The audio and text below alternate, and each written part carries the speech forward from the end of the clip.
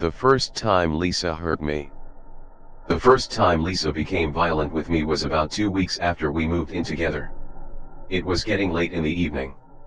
We had just finished watching a movie, and I just wanted to relax for the rest of the evening. Lisa wanted to go to Daryl's, her dealer, and buy some marijuana. We live in a state where it's not legal. I did not want to go, and was very irritated that she insisted we go that night rather than wait until the next day. Out of irritation, I was being snarky. I felt like I was doing her a favor, and she was showing anger rather than gratitude. She was making me pay for the weed, even though she was the one smoking it. As we were leaving our apartments, she began screaming that she really wanted to slap me. Do you know what it's like to want to slap someone? To really want to slap them? I pulled out my phone to shoot a video of her saying she wanted to slap me. She got very angry, and started grabbing for my phone. When we got to the ATM, and I was getting the money for her weed, still hoping to avoid one of her tantrums, she was frantically trying to get my phone open to see the video I took. After the ATM, she continued screaming at me during the drive, and then she threatened to throw the ring I bought her out the window. She had already thrown 2 rings out the window since we had been together, and had bragged about throwing rings out the car window that other guys had given her. What would you do? What would you do if I threw this ring out of the window? She was driving my car. We had just started moving after a red light, so I pulled the emergency brake in the middle of the intersection and took the keys from the ignition. I told her if she threw her ring we'd get out and look for it. I stared at her for a minute to make my point, but then returned the keys. We drove in silence, but the tension was high. Once we arrived at Daryl's, she made me go to his apartment to pick up the marijuana. While I was there, I attempted to send the video to my lawyer, but the file was too large. Daryl apparently did not like that, and asked me to leave. The file was too big to send. After we got home, she slapped me for the first time. The tantrum had begun. We got into a screaming match, and I attempted to go into our second bedroom to get away from her. She broke the lock. She attacked me, and scratched the back of my neck and ripped my shirt off. I attempted to retreat to the bathroom, but she blocked me from closing the door. She picked up a pair of scissors from next to my sink and made a large scratch on my back. I immediately relaxed. If she was going to stab me, I was ready to just let her. I've suffered from depression all my life, so I was not afraid to die. I was fine if she sent me to the hospital, or worse. At that point it would have been better than to continue arguing. I had a rather long beard at the time. She ended up just cutting about 12 inches off it. My beard was braided at the time, and she kept the part she cut off as a trophy, at least for the rest of the time we were together. We kept screaming at each other. At some point she rolled a marijuana blunt, and lit it. During her tantrum, she pushed the lit blunt into my chest. Twice. I kept my arms at my side in an intentionally unthreatening manner. I wanted to demonstrate how I would never hurt a woman, and I thought that was the best way. This was a fact she would keep using to her advantage. I retreated to our master bedroom, and locked the door. She didn't break that lock. I took pictures of the burns and texted my lawyer. Finally, I let her in. She grabbed my phone, saw what I had sent my lawyer, handed my phone back and demanded I fix it. I didn't know what to do, so she took my phone and sent him a follow-up text saying that I was drunk and had cheated on her. I have never cheated on her, or anyone else in my entire life. Things began to calm down after that. She was shaking. I just want to know if the police are on their way. I told her I didn't call them, which in hindsight was a mistake. If I had it to do over, I would have called. I would have done a lot of things differently had I known how she was. She became very sweet after that. It was sweet, but there was still something that felt insincere. She took me to the bathroom and put medicine on my wounds. She would not let me out of her sight for the rest of the evening. Many of you who had come across people with autism spectrum disorders describe them as somewhat antisocial. somewhat psychopathic, a lot grandiose and entitled and narcissistic. Many people say he's not a narcissist, he has Asperger's syndrome. Or he's not a psychopath, he's a high-functioning autist. And the other way around. He's not autistic, he's actually a psychopath. There's a huge confusion. Why? People will want to know why I stayed with Lisa as long as I did. Why did I tolerate so much abuse? The short answer is that I was deceived. Lisa claims to have Asperger's syndrome. She does not. She has something far more insidious. I first met Lisa while we were waiting for a mutual friend. He was running late, and we started talking. She seemed nice enough at the time. I had been single for a really long time, and I wasn't expecting to meet anyone. When she suggested we exchange numbers, I was taken aback. I was just being my naturally friendly self, and she seemed into me. Lisa used to be a DJ on the radio, and I have a lot of friends in the music scene. We knew a lot of the same people, and had hung out at a lot of the same places. We may even have crossed paths a few times, and didn't know it. All my friends I spoke with had nothing but the best things to say about her. We began texting and calling each other the next day, and made plans for her to come over on a Wednesday evening after I got off work, and before she had a gig at a local venue as a sound engineer. Around this time was when she told me about how she had Asperger's syndrome. I didn't know what Asperger's was at the time. She said it was high-functioning autism. She seemed neurotypical. I noticed a few quirks. She had an imaginary friend that seemed a little too real to her. She claimed to be psychic, and said she could speak with ghosts. I'll admit, I was a little intrigued. She wouldn't let anyone drive her around, she had to be in control of the car. I don't like driving, so I liked that about her. Lisa had a lot of stories about being abused. She claimed one guy put her head through a window. Another guy tried to stab her. Then she started to be more and more controlling. A lot of the things she did didn't bother me. I didn't mind that we always had to watch what she wanted on TV. The fact she made me rub her back or feet every night, and never returned the favor didn't bother me. I enjoyed her company when she wasn't having a tantrum. I just wrote the tantrums off to Asperger's, and thought she would settle down once she got to know me better. It wasn't until later that her tantrums became more frequent. Eventually, she had them every day, sometimes multiple times a day. She was spending money faster than I could make it. At one point, she was spending about 50% of my paycheck on weed. By that time it was too late. We had moved in together. She was constantly verbally and emotionally abusing me. She would gaslight me, and tell me that I was the problem. I think the question would be, what do I do? I feel like nothing I say to this person ever makes things better. In fact, all I do is feel like things get worse, and I feel like I'm always walking on eggshells. What do I do? I finally accepted that it wasn't going to get any better. I began to feel like I was in a hostage situation. I don't have any family in the area, and she had already estranged me from my friends. Abused men don't have the same resources as women. I had nowhere to go. Lisa was very vindictive.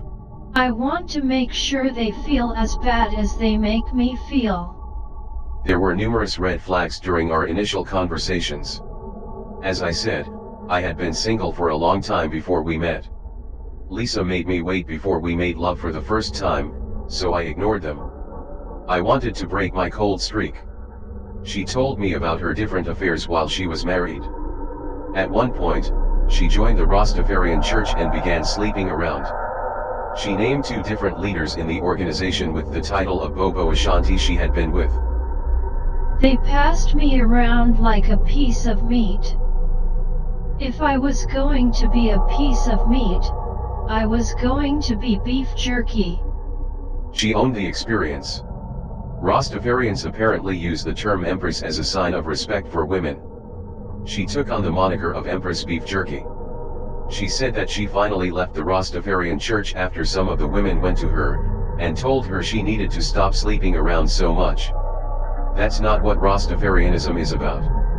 She also told me she had been a prostitute. I have a lot of coworkers that work with trafficking victims, and so I assumed she had been trafficked when she said she was a prostitute. I felt she deserved a second chance. Later in that conversation, she told me about a boyfriend she had had that had rescued her from smoking crack with his uncle. He also became abusive, and had ties to the Bloods gang. I asked if he was her pimp, and she backed off the prostitute claim, saying that she wasn't that, she had just done things for stuff, and when she needed help, not for money. But she was receiving small payments from a guy named Hal. He had been sending her payments of $12 to $15 a couple of times a week. I let it go. If some guy wanted to send her money, then good. She was with me. Later during a tantrum, she said, "Do you know why he was sending me that money?" I wasn't going to hold her past against her. The flags may have been red, but we still hadn't made love, and I was horny. I felt sorry for her. With all of the abuse she had described, I didn't think any of it was her fault. I thought she had just been taken advantage of. She also told me about when she was homeless, and addicted to heroin.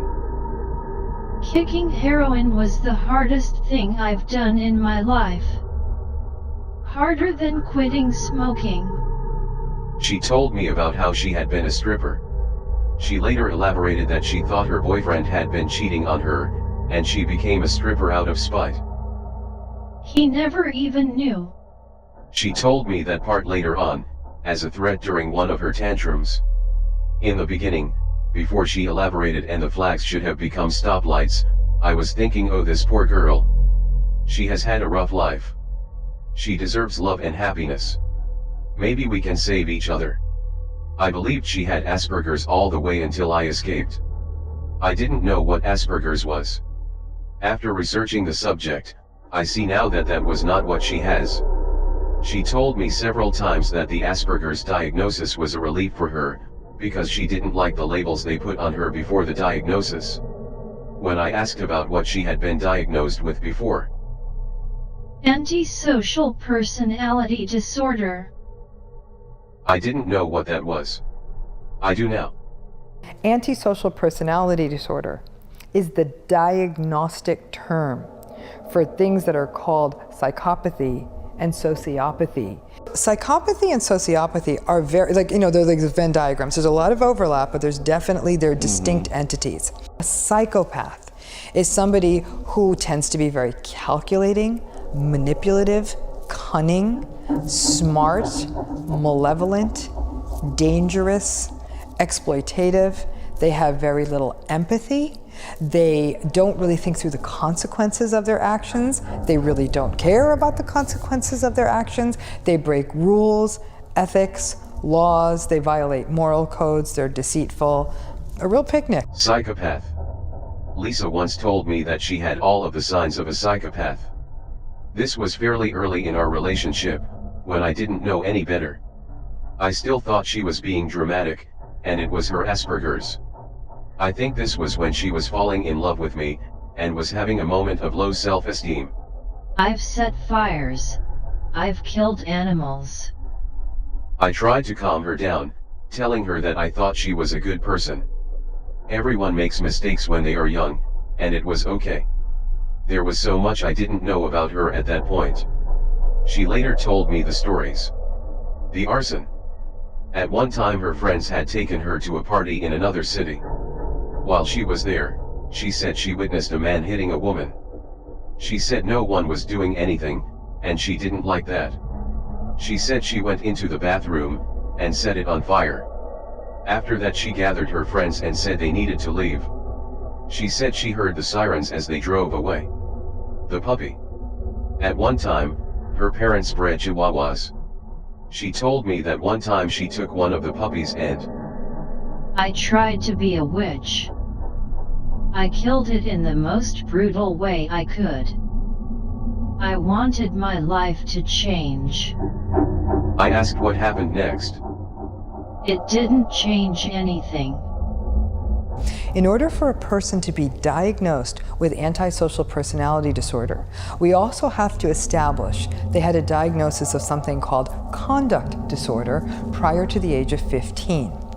Conduct disorder probably best sort of ascribes to what we might call juvenile delinquency. These are kids who who've either engaged in illegal activities like theft or assault, but also things like torturing animals, setting fires, bullying peers, abusing, taking advantage of peers, and that could even include like sexually exploiting younger peers.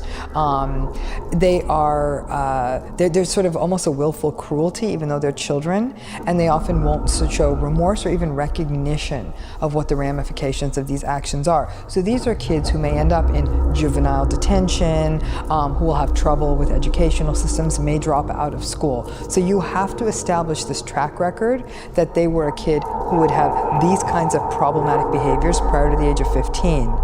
And then after the age of 18, we diagnose antisocial personality disorder. Her daughter's birthday. About a month or so after the first time she hurt me, she took me to her daughter's 21st birthday party.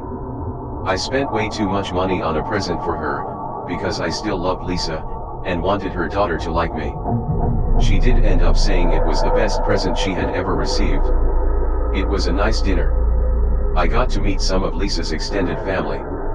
At the end of the evening, Lisa pulled out her phone to get her cousin's phone number.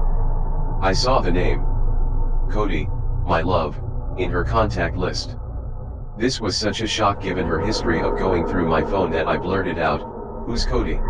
We'll talk about it later. I know now why she always refused when I would ask to look in her phone when she would do that to me. I was so ready to call her out, that I felt anxiety as we went to the car saying our goodbyes. As soon as we were alone, I asked, "Who's Cody?" You asked me that in front of my daughter. She's paying attention. Tantrum. She only ramped up from there. I was still trying to calm her down during her tantrums at that point in our relationship. I mainly remained silent as she continued to ramp up. When she got to the point that she was screaming, "How are you going to fix it? How are you going to fix it?" How was I going to fix what? How was I going to fix her hiding Cody my love in her phone when she had gone through my contact list so many times, demanding to know who any contact with a female sounding name was? It was too much. I grabbed the emergency brake and pulled. The car screeched to a halt. When she saw what I had done, she jumped out of the car and ran away. Getting her back in the car involved calling her mom. At one point she threw her ring, jumped in my car, and drove away. Another call to her mom. I spent the time until she came back using the flashlight on my phone to look for the ring. I was indignant. How was I the bad guy here? When she came back, I grabbed the keys out of the ignition. I looked for the ring for about an hour while she sat in the driver's seat. She added how I ruined her mother's night at her daughter's birthday party to her litany of insults she would throw at me during her tantrums after that. When I finally gave up and went back to the car. Are we still going to Daryl's? What do you think? I don't remember her exact words, just that there was a threatening tone. I backed down again, and agreed to go. She demanded we go to the nearest gas station to use the ATM. Just get the money here. I'll give you $5 for the fee. The fee was $7, and she wasn't going to pay me back. I told her the machine was out of order and Googled the nearest branch of my bank. We drove in silence. She went in and got the weed. As we were driving away, I began to hear a sound like someone pouring out a soda. I looked over and saw the smile on her face. She was peeing. It was all I could do not to throw the bag of weed in the floor of the driver's seat, in her pee, but I knew she'd make me suffer. We drove the rest of the way home in silence. She started back on me again when we got home. While she was still ramping up, I went into the second bedroom and put a belt around my neck. I didn't care what happened. When she came in to yell at me some more, and saw what I was doing, she took the belt off my neck. Then she proceeded to rip the shirt off my back. She scratched up the back of my neck, while I screamed I was going to take pictures. When she calmed down, I got the insincere medicine treatment again. This was not the last time she had to take a belt off my neck. The sociopath in many ways is not as glib, socially skilled, successful, and manifest as well put together in the way the psychopath does.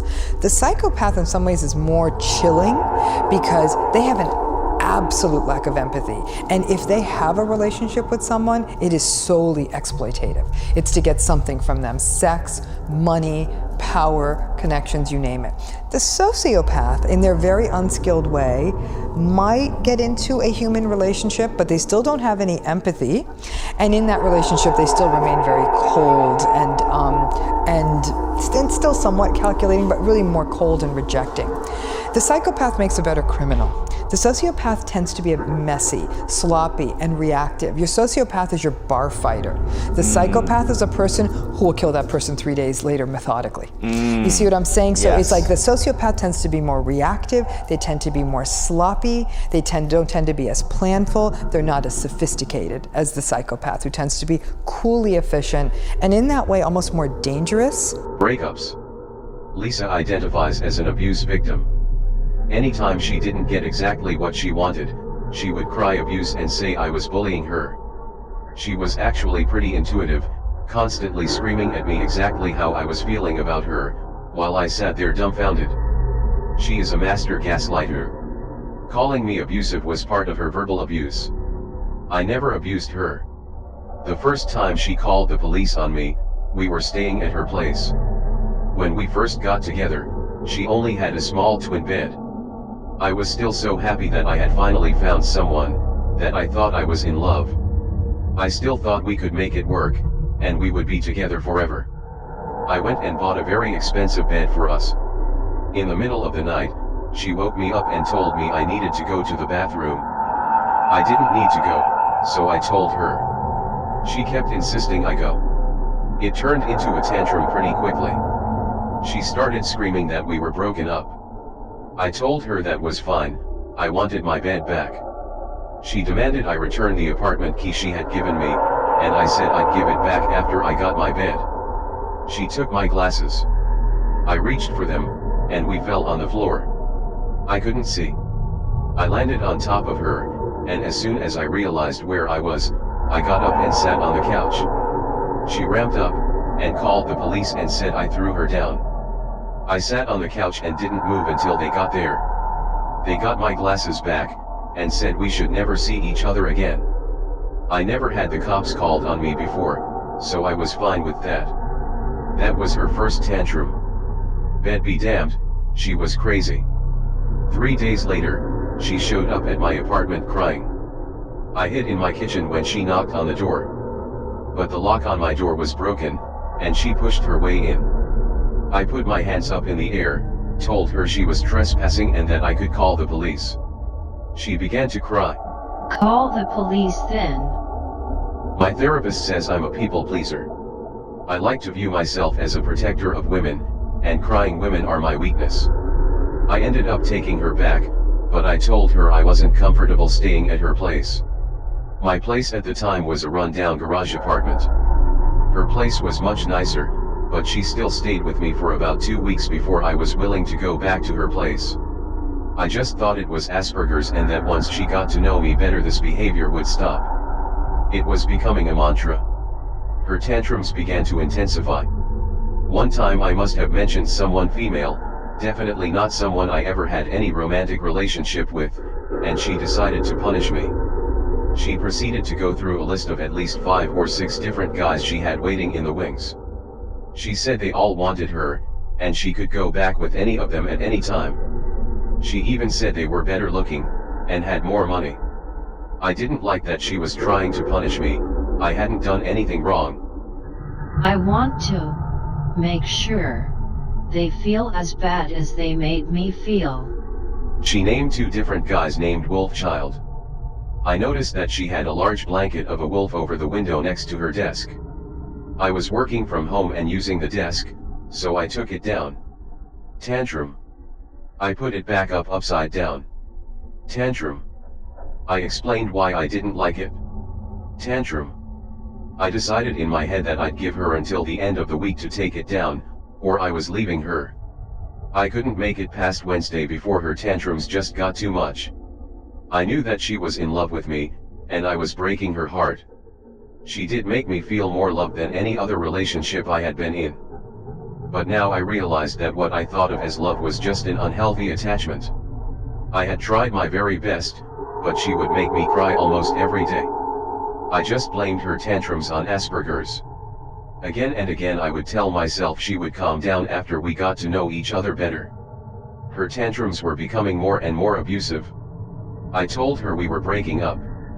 The screaming match went on and on. I kept naming the guys she told me about to punish me, and told her to go to them. I tried to remain as calm as possible. I didn't call her any names. The meanest thing I said was that when she thought I was cheating she sounded stupid. She was bouncing through all 5 stages of grief faster than I could keep up with. At one time she put a knife to her wrist, and I had to wrestle it away from her. She finally calmed down and said she had to take some packages to the post office. I didn't trust her because she put the knife to her wrist, so I said I was going with her. We went to the post office, and then she drove to a Chinese restaurant.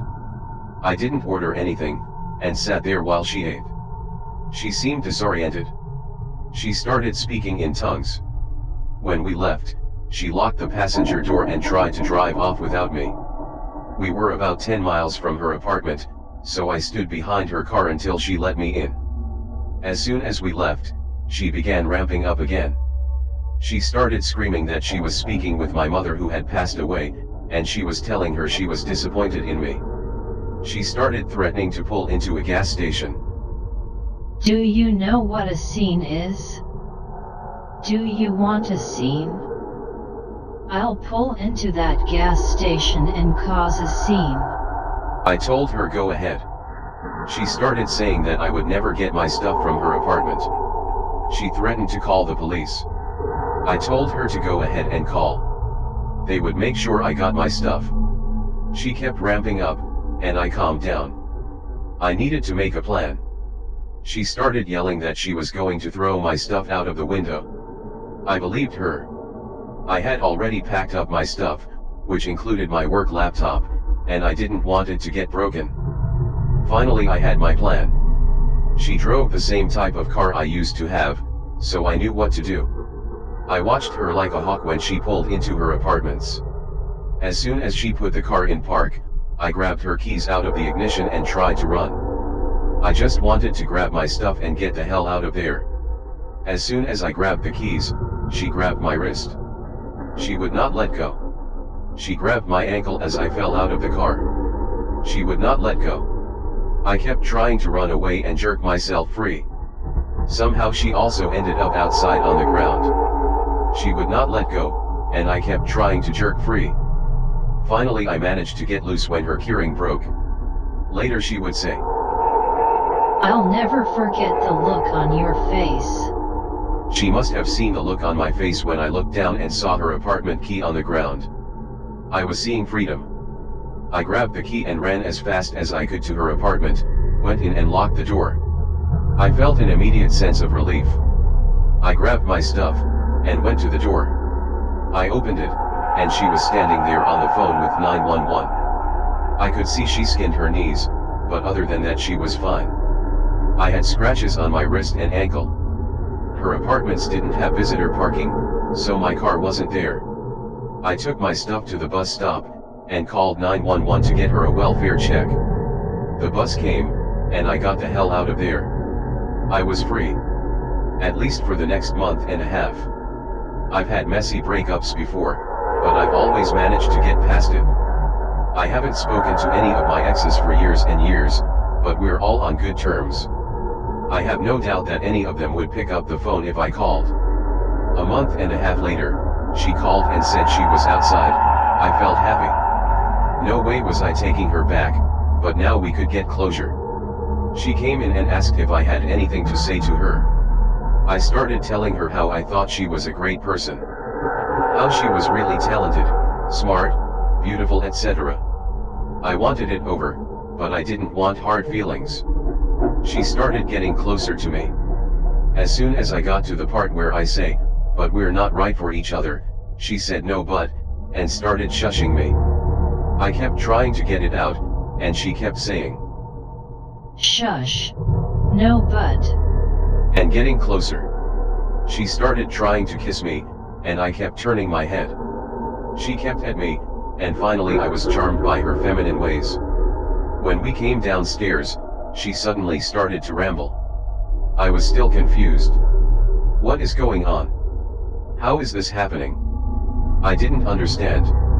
I could only make out a few things of what she was saying. I remember her saying that she was giving me another chance. And for this to work, I needed to find a couples therapist. I woke up that night with severe stomach cramps. I didn't want this to happen. During the breakup, I had found an article about signs you're in a relationship with a controlling person. She was 100%. The next day I texted her the article, told her she was controlling, and maybe we shouldn't get back together. At first she was mad about the article, but when I kept telling her we shouldn't get back together, she cried and cried. I backed down, again. The first thing I did was find us a therapist. I was still thinking it was her Asperger's, so I bought every book I could find about Asperger's and relationships. I told myself that she couldn't help it. I told myself that if I learned more about her condition I would find a way to make it work. We lasted about 2 weeks. When she was rambling as we were getting back together, she was listing bad things she had done. One thing stood out. You don't mind I was a prostitute and could do 10 guys in a day? No problem. Surely I didn't hear that right.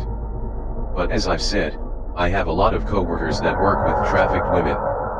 We live in a city that has one of the highest trafficking rates in the country. I've sat in on lectures about signs to look for to spot trafficking victims in a hospital setting. I did not hold this against her. She had so many stories of abuse. I felt sorry for her. I felt she deserved love and happiness. You don't mind I was a prostitute and could do 10 guys in a day? No problem. Did I hear that right? I still don't know for sure. I really hope I was wrong. Maybe she said 2 guys. She told me that she would have 3 ways with 2 guys when she was with the Rastafarians. Cut to about 2 weeks later. She was driving me to work, and started telling me she hasn't seen as many prostitutes around since COVID. I recognized the trap, and just put my head down and stared at the floor. It's not as bad as you think. What? This completely contradicted the very fabric of our relationship. What did she mean? I wasn't going to hold it against her, I just wanted to know. It started to eat away at me. Could do 10 guys in a day? No problem. Could do 10 guys in a day? No problem. That night I tossed and turned in bed. She kept waking up and telling me to stop. If you don't stop, you'll have to get in the twin bed. We still had her old twin mattress. I said fine, I'd better just go ahead and move to the bed. She started asking me what was bothering me. I told her we should talk about it later. She pressed. She started accusing me of being unfaithful. She assumed it was guilt. Her tantrum had begun. What did you do? It was not the right time, but holding out would only make it worse. I told her what I thought I heard, and that it was bothering me. I understand someone being mad at hearing that. But you would think they would at least address it in some way. How dare you judge me for something I did in my 20s? I like to think she didn't hear me right either. We never talked about it. I didn't sleep a wink that night. She finally calmed down and fell asleep. I got up before my alarm, and quietly got ready for work. I wrote her a note that we needed to talk about it. I told her that it wasn't the right time and I wanted to wait, but it was bothering me and I deserved an explanation. I wasn't judging her or trying to break up. I just wanted to know. I snuck out and headed to the bus stop. I was not in the mood to get screamed at for the entire hour drive into work. She immediately started calling and texting. I told her we could talk when I got off work. When she started yelling, I hung up. Her text messages got progressively worse. She kept calling and I wouldn't answer. I wanted time to cool down, and she was ramping up. Finally I got to work, and I told her I couldn't talk. I turned off my ringer. I checked my phone at lunch, and there were all the breakup texts. I texted that I wasn't trying to break up, we just needed to talk. Another ramp up. She called my job to get me in trouble. My job called the police. That's how I ended up talking to the corrupt detective. She took her side before she even met me. She had Lisa pack my stuff and bring it to her. Then she brought it to me at work. I had been learning a lot about Asperger's, and I wrote it off. I was free again, and that was all that mattered. But we did have some good times together, and I kinda missed her. 2 weeks later, she messaged me on Facebook begging me to come back. I went back, but I told her if she called my job again I'd go hang out with her husband. It was not the last time she called my job. I can tell you this now, people with psychopathy and sociopathy 100% are not built for close, intimate relationships. They just don't, they cannot put the roots down deep. And I think what ends up happening is because they're so smooth and charm and glib and successful, they absolutely draw partners in. Many times for the psychopathy, it's like big game hunting. They just want the trophy, they want the prize of it all, or they value that partner. They're very attractive, they're very wealthy, they're very successful, they may be a bridge to something they want, or they just want sex. Yeah. I mean, it can literally be that simple, and in fact, you do see that. Lisa's marriage. Lisa was married for most of her 20s. I do believe that Lisa's husband cheated on her early in their relationship. They married young, and were just kids. He was a soldier, and a real American hero. Been through some IEDs, some explosions, some being shot at. A couple buddies of mine got hurt. Maybe killed somebody, for all I know. He was the subject of 2 documentaries. One by the New York Times, and another by Spiegel TV. I found these documentaries very early in our relationship. The clues were there, but I missed them. For anyone who bothered to look, psychological history showed that even before going to war, he had serious problems. When his high school girlfriend became pregnant, married her. He joined the Army in 1999 to support his new family and was sent to Alaska. But he and his wife fought constantly. Lisa told me that after she caught him cheating in Alaska, they separated. She began having affairs to spite him. I want to make sure they feel as bad as they made me feel. He would have tough nights where he would be on the phone, having very vocal, upsetting arguments with people at home. He wasn't taking the emotional part of this deployment well, and you could see that from a very, very, very early stance, before we'd gotten in the mix at all. When the soldiers went through an Army mental health screening before they deployed, and 2 other soldiers warned the Army that it was too unstable to go into combat. I do remember saying, no, but you need to check this guy out. He doesn't need to be going to Iraq. He's not in a good state for that. And again, when the unit returned from Iraq, they told the Army that was having problems. And we all really felt, honestly, that anyone who did take a look at this kid would find that out. That it wasn't so deeply hidden. That talking to realize, you know what? Yeah, this kid's having issues. Maybe it's not the right move. Was well liked in the company, but he also had demons. A failed marriage and a child he rarely saw. Even before leaving for Iraq, he seemed emotionally fragile to those around him. And he was great, a huge percent of the time. Great soldier, great kid, we loved him. But we also felt that if he couldn't take this emotionally back here, when we went to Iraq and things got rough, it just wasn't a good place for him to be. He wanted to move on with his life. He went on to reconnect with his little sister's friend from high school. He fell in love, actual love, and not just a marriage to someone he accidentally got pregnant. As the months wear on, he grows closer to his old high school friend. They fall back in love, plan a future together, and begin to anxiously count the weeks before he can finally return home. We talked all the time, whenever he could, emails, and he had a video that he could hook up to his camera or his computer, and we would video cam back and forth.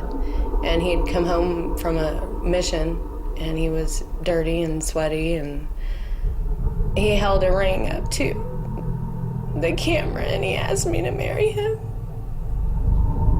And I said yes. And he sent me the ring in the mail with a teddy bear and a t-shirt. And on the box it said, "I wish I could put this on you soon." He never would have been able to marry the love of his life. Lisa told me she refused to divorce him. She believed he would be worth something one day. She said she planned to wait until then, divorce him, and take half. But then one night, When he arrived at their apartment hours later, he was drunk and angry. He was disoriented, calling her by his estranged wife's name. He said he was moving out and began to pack. He picked up a gun. He sat down on the floor, and he put the gun in his mouth. And I said, what is that going to do? What is your daughter going to think? You can't be that way, And it was quiet for a while. And he was pacing back and forth, waving the gun around. And it just happened so fast. He just put it to his head. And he shot himself. I want to make sure they feel as bad as they made me feel.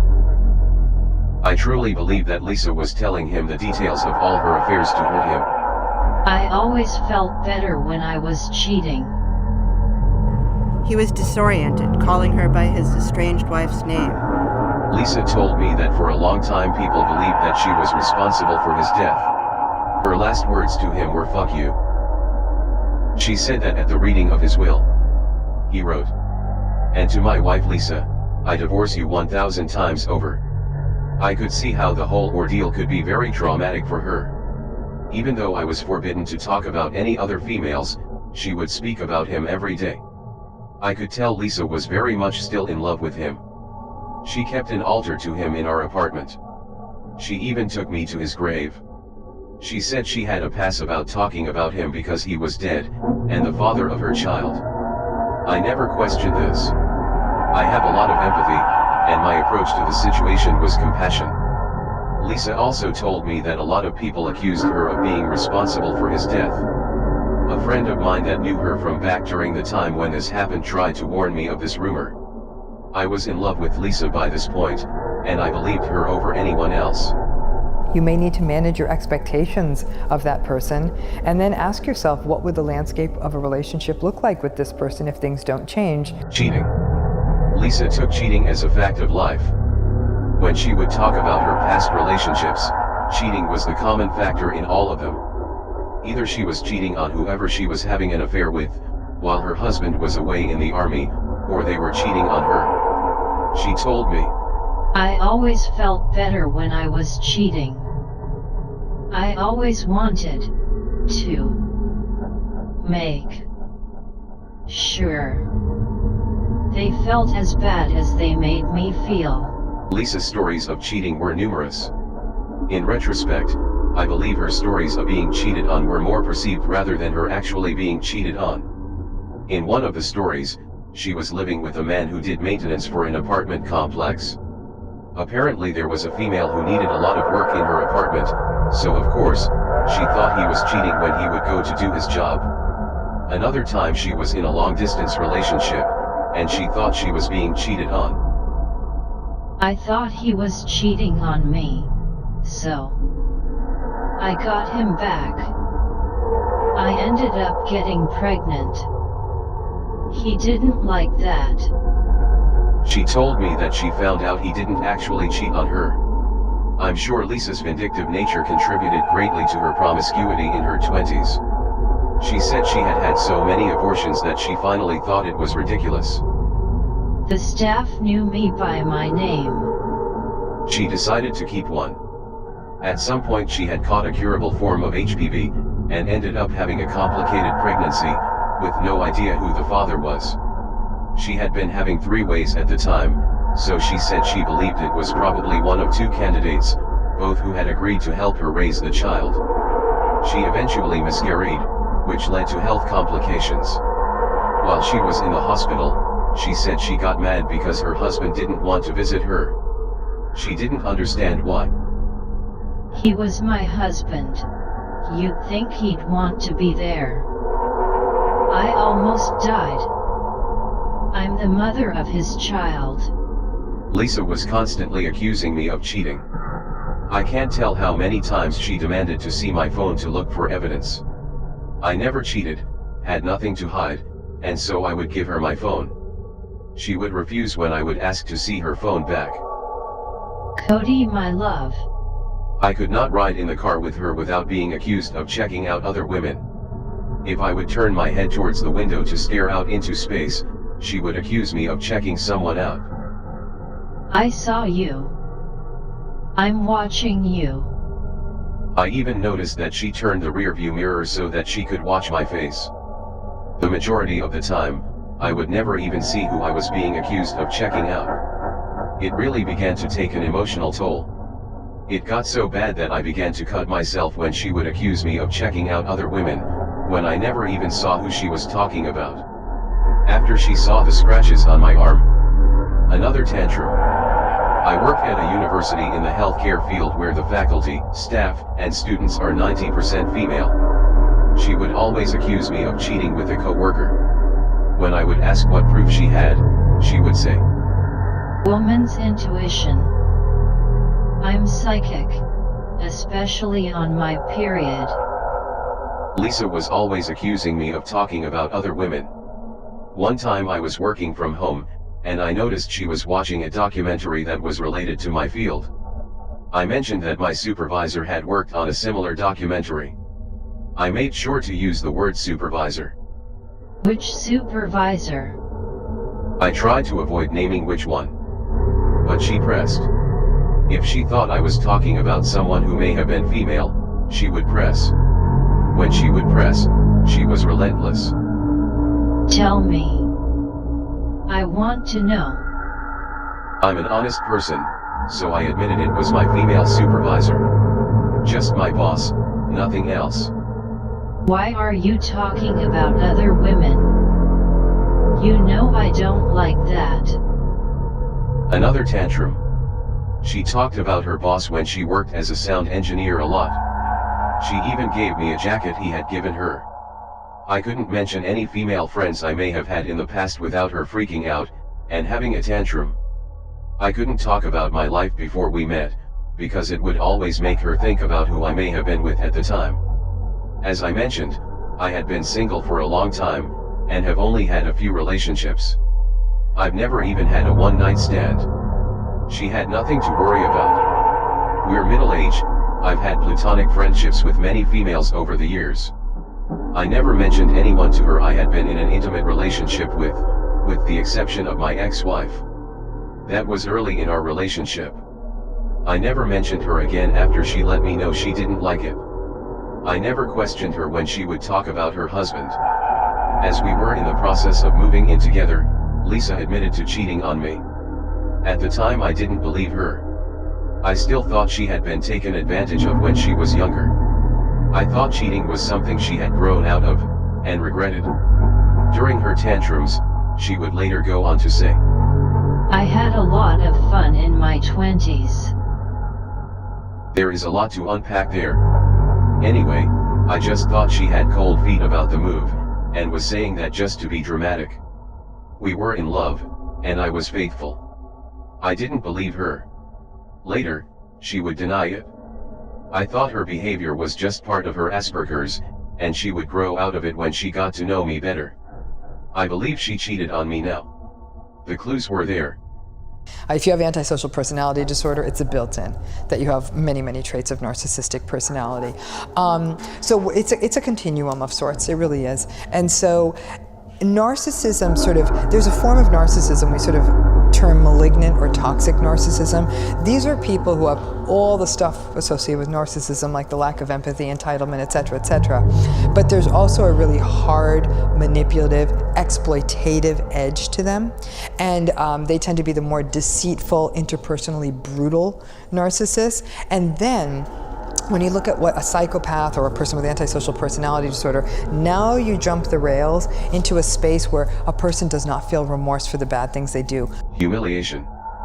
Lisa would always do her best to utterly humiliate me.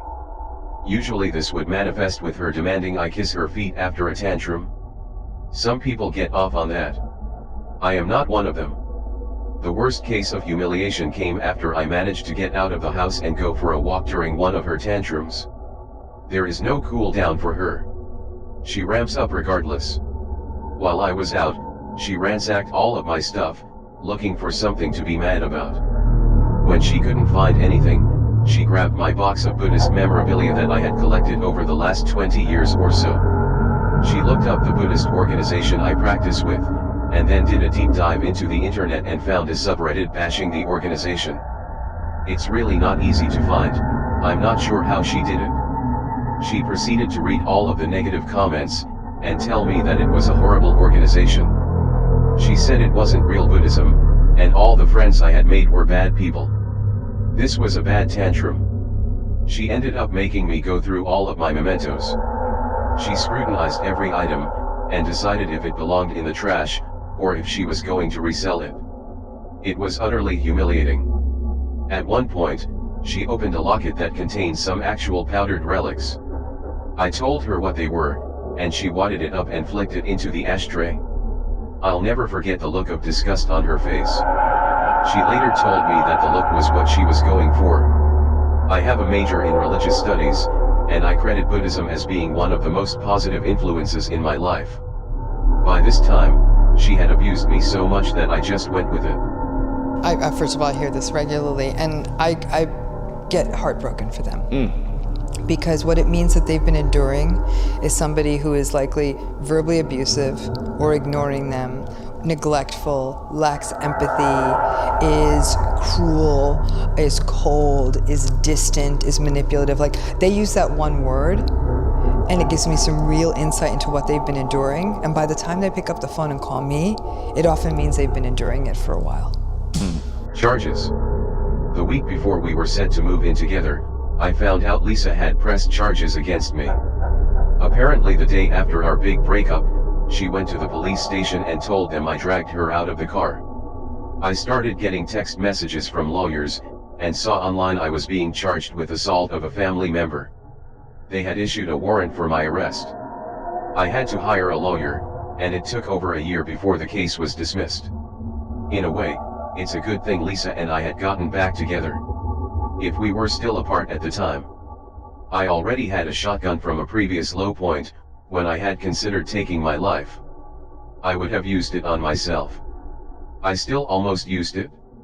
The day my lawyer had arranged for me to turn myself in, Lisa drove me to and from court. She went to a resale shop while I was in the courthouse.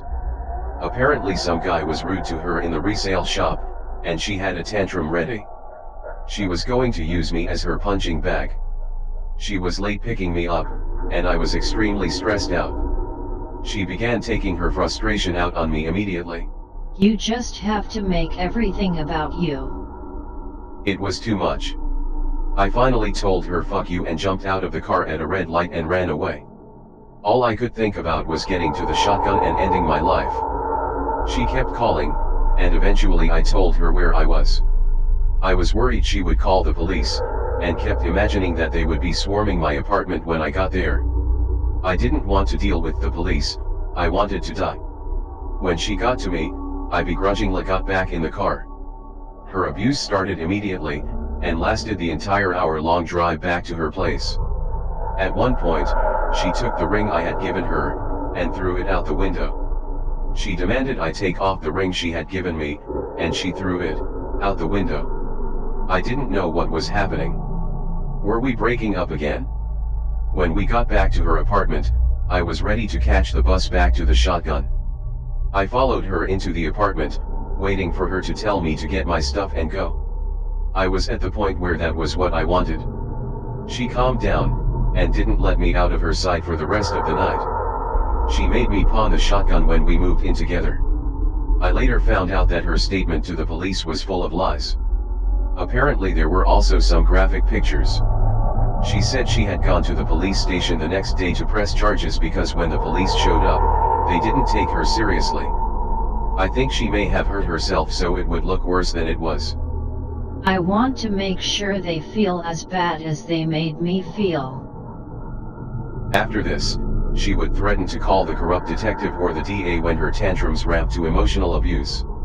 I was in a hostage situation. To really call it antisocial personality disorder, you're talking about someone who lacks remorse for the bad things they do, and that's where it gets scary. Knife to throat. I was not feeling so well when Lisa picked me up after work that day. Do you want to go home? Or go to an estate sale? I wasn't feeling well, so I said I wanted to go home. We're going to the estate sale. By this point, I was not surprised. Lisa would always ask me what I wanted to do, and would always insist we do the opposite. It was part of her controlling behavior. I always just went along to avoid a tantrum. At the estate sale, she found a sterling silver spoon for $3. She asked me to buy it for her. I didn't have any cash, and I didn't want to learn to use a new cash app to pay $3. She had already been spending too much of my money, and I wasn't feeling well. I just wanted to go home. I told her no. When we got home, she said she wanted to go for a drive and clear her head. I thought this was strange because she had never done this before. She wouldn't let me out of the house when I wanted to clear my head, or to give us both a chance to calm down during one of her tantrums. It was out of character for her, but I didn't think it was an unreasonable request. As I was walking in, I saw her get out of her car and start following me to our apartment. I went inside and took off my glasses. I knew it was coming. She proceeded to slap me so hard I heard bells for at least 10 minutes. This, by the way, was the beginning of a 3-day weekend. I was still groggy from the slap on the last day.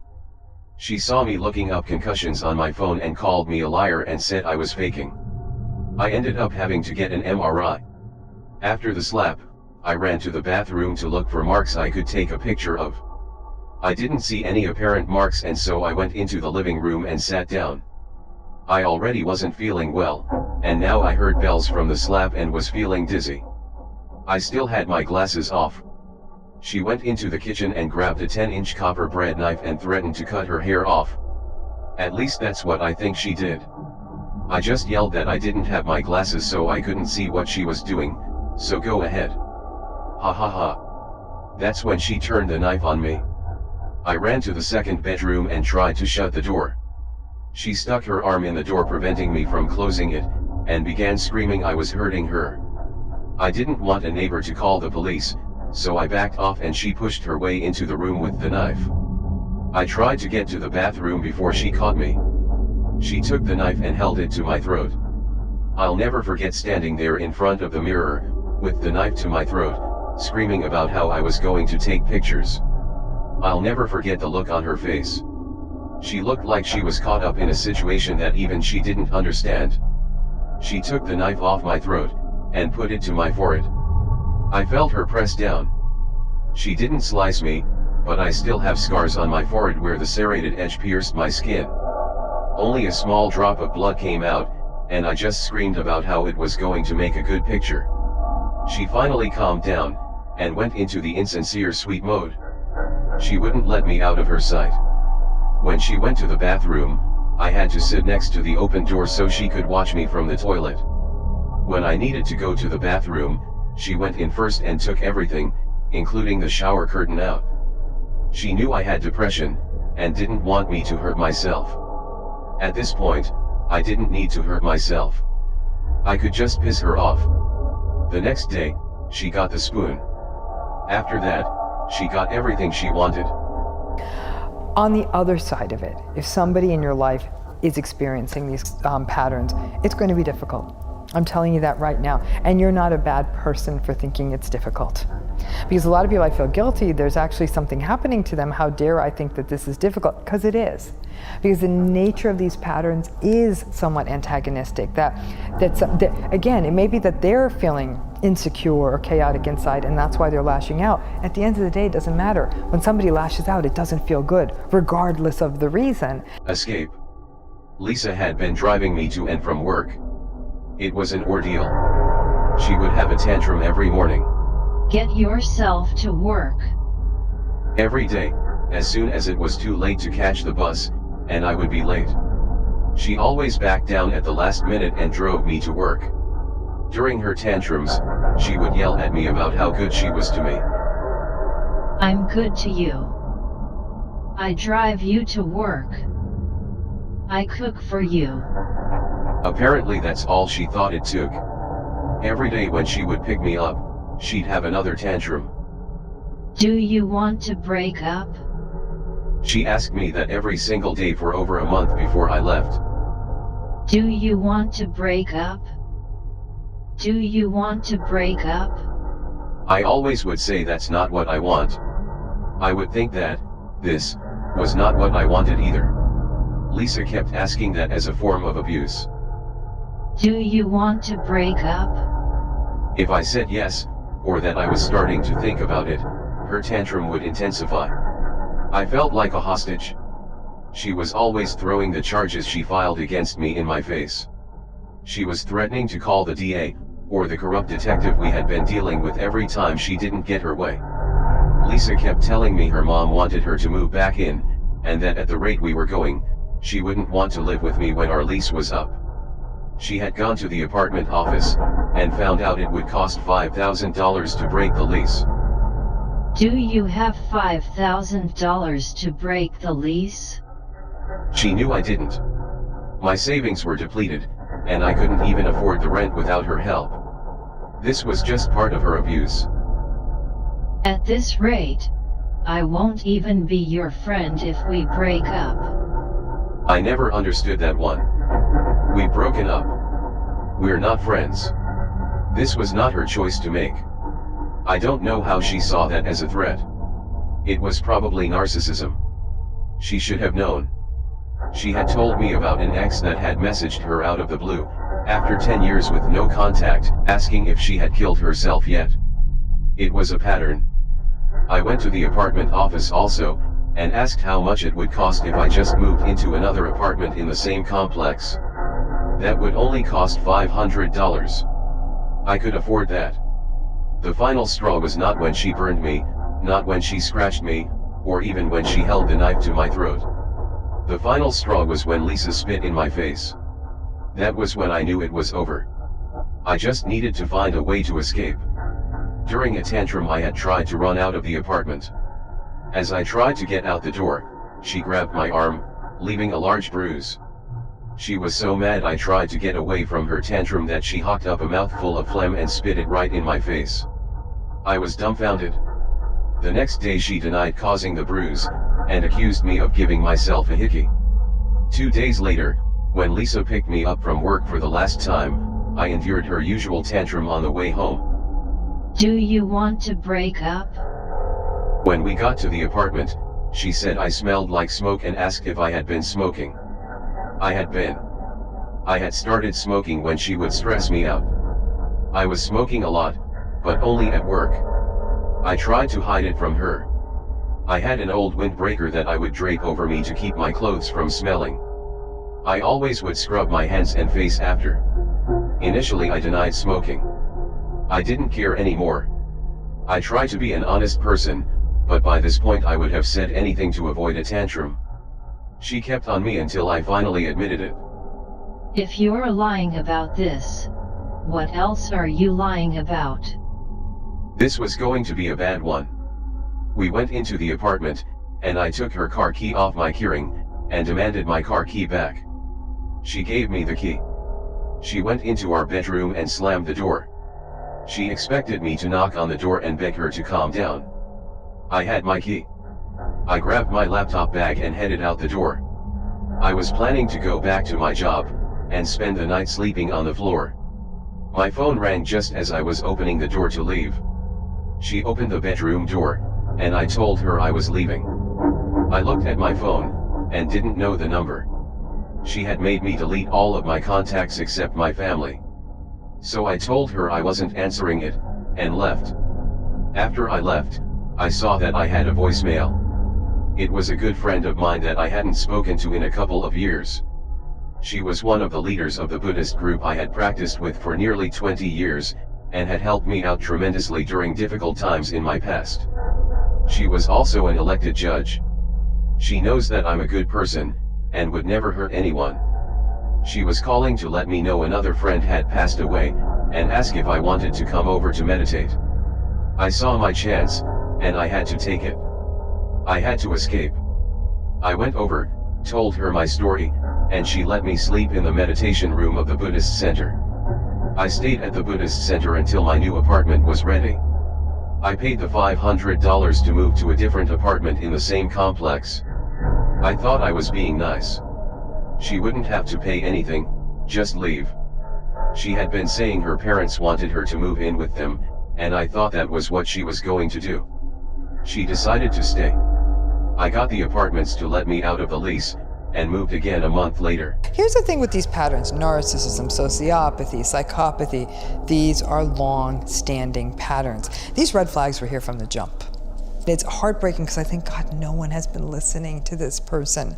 And they literally feel like they're losing their grip on reality. And that to me is devastating. If their partner is not endorsing any issues on their end, that they're responsible for any of this, then the likelihood of change is zero. You know, they have that acknowledgement of change. So assuming that that's what this person's like, they won't change, and when I bring it to their attention, they look at me like, you know, that's great, I'm not, you know, there's nothing wrong with me, this is you, and they'll often blame the person. So they'll say, you're an idiot, you're a fool, maybe you're the one with a problem. Then they'll undergo a whole new litany of emotional abuse. So you're right, their two options are to either get out or stay. And if they stay, to understand they're staying under conditions that really aren't going to shift that much. That's what gaslighting does to people. I was only with Lisa for just short of a year and a half. It was one of the darkest times of my life. I know we had some good times, but all I can remember is the abuse. Do you want to break up? Do you want to break up? What would you do if I threw this ring out of the window? I want to make sure they feel as bad as they made me feel. It really took a toll. My job performance at work began to suffer.